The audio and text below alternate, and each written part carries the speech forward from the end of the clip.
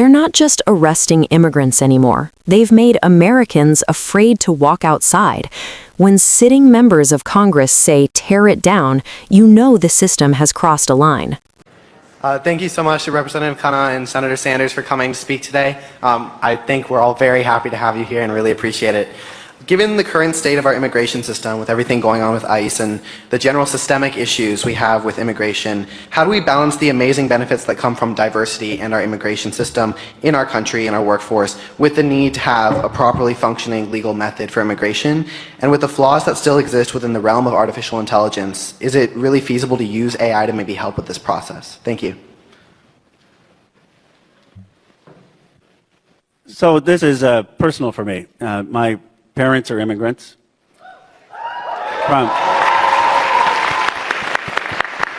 To this day, and the Senator's been on many Codels, when I go on a Codel, even when we're going on an Air Force plane, my mom calls me and says, don't you lose your passport.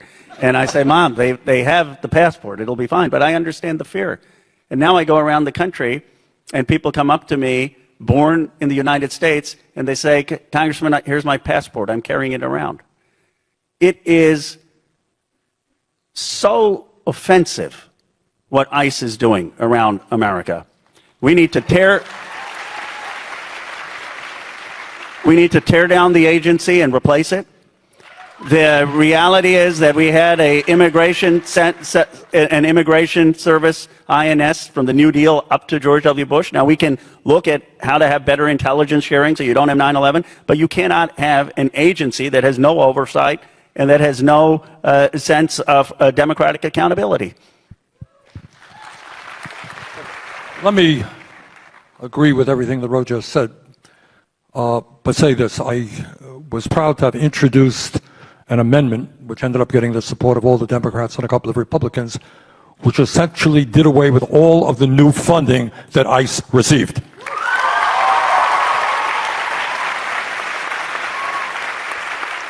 Second of all, I want you all to understand that what Trump is doing on immigration is part of a bigger picture and a movement toward authoritarianism.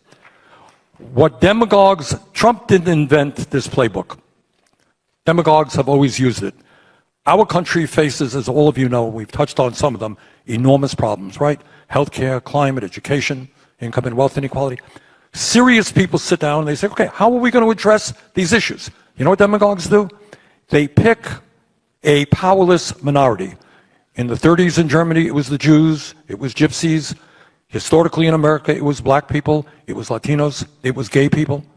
Okay? And now the scapegoat is the undocumented. You can't afford housing? Not the greed of landlords.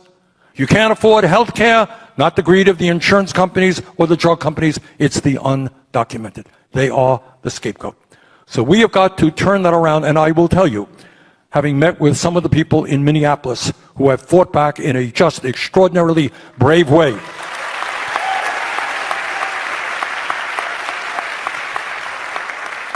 What we need, instead of scapegoating people, I can tell you that in my state we have undocumented people who are keeping our dairy farmers alive.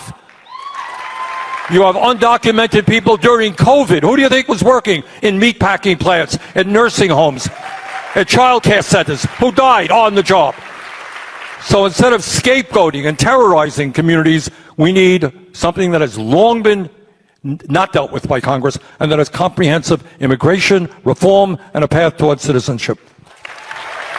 When Ro Khanna says ICE needs to be torn down and replaced, that isn't rhetoric, it's an alarm bell. He's describing something deeply un-American, a federal agency operating with so little accountability that even U.S. citizens are now carrying passports out of fear. That is not public safety. That is intimidation dressed up as enforcement. Khanna's words cut because they're personal. His parents are immigrants. His mother still fears detention, even when her son is a sitting member of Congress. That tells you everything about how far this agency has drifted from any democratic norm. An enforcement body that makes lawful residents and citizens afraid is not doing its job. It's abusing power. Then Bernie Sanders pulls the camera back and exposes the real strategy. This isn't about immigration alone. It's about authoritarian politics.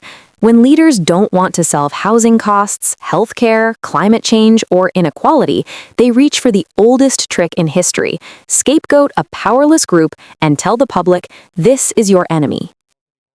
And while that lie is pushed from podiums, undocumented workers are keeping entire industries alive. They were in meat-packing plants during COVID. They were caring for seniors. They were harvesting food while politicians stoked fear about them. The hypocrisy is staggering.